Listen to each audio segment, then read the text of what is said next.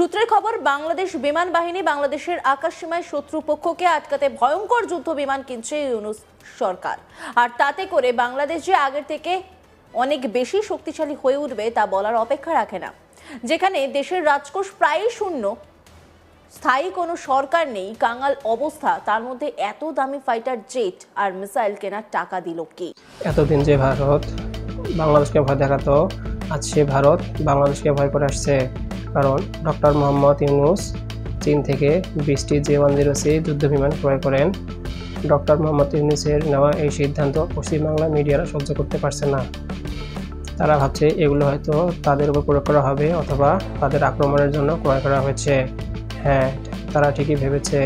শীঘ্রই বাংলাদেশের কেনা J-130C যুদ্ধবিমান ভারতের আকাশে দখল নিতে চলেছে। তাই তো তাদের এত মাথা ব্যথা।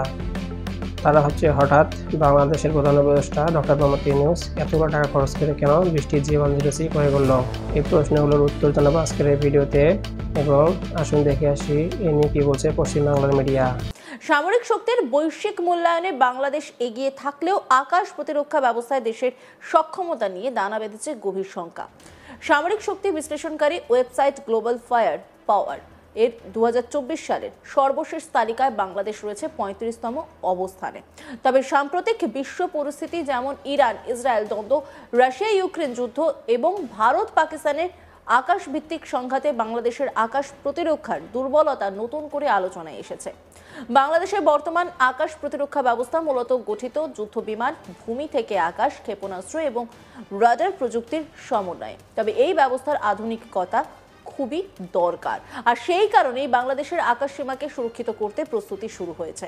দেশের বিমান বাহিনীর আধুনিকায়নে গভীর মনোযোগ দিয়েছে অন্তর্বর্তীকালীন সরকার। এরই মধ্যে চীনের কাছ থেকে J-10C যুদ্ধ বিমান কেনার সিদ্ধান্ত ব্যাপক আলোচনার জন্ম দিয়েছে বিভিন্ন মহলে। বাংলাদেশ সরকারের প্রধান উপদেষ্টা ডক্টর মোহাম্মদ ইউনূস চীন সফরে যান এবং সেখানে গিয়ে 20টি J-130C কেনার প্রস্তাব জানান। J-130C সেই চূড়ান্ত ফল। J-130C নেওয়াতে ভারতের সেনারা আতঙ্কে রয়েছে, কারণ তাদের তৈরি কিছু রাখাল যুদ্ধ বিমান ধ্বংস হয়েছিল এবং বাকি যে বিমানগুলো রয়েছে তা J-130Cর হাতে ধ্বংস হতে চলেছে।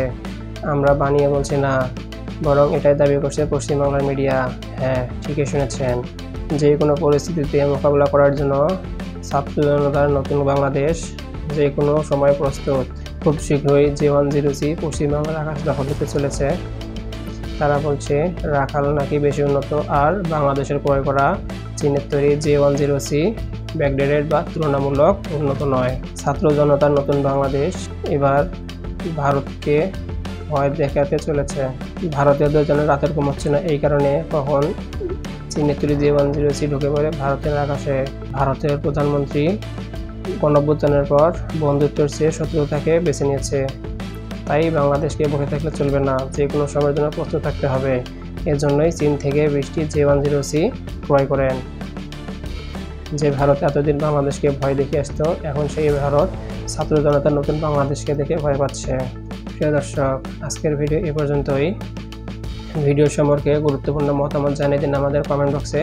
সেই সাথে ভিডিও শেয়ার করে দেখার আমন্ত্রণ জানিয়ে দিন আপনাদের বন্ধুদের, এবং পরবর্তী ভিডিও দেখার আমন্ত্রণ জানিয়ে শেষ করছি আজ। আল্লাহ হাফেজ।